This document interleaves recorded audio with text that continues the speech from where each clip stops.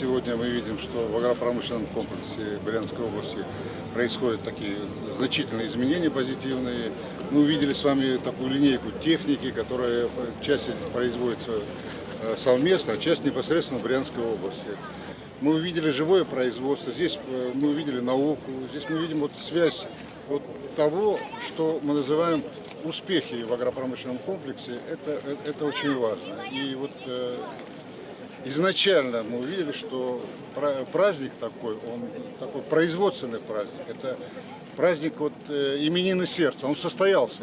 Мы видим вот глаза людей, мы видим, насколько вот довольны наши братские вот организации, которые приехали из Беларуси, из других субъектов. И, конечно, это большое дело. Сегодня действительно такое знаковое событие. Главный предмет диалога специалистов во время такой экскурсии – как отразится необычная погода нынешним летом на будущее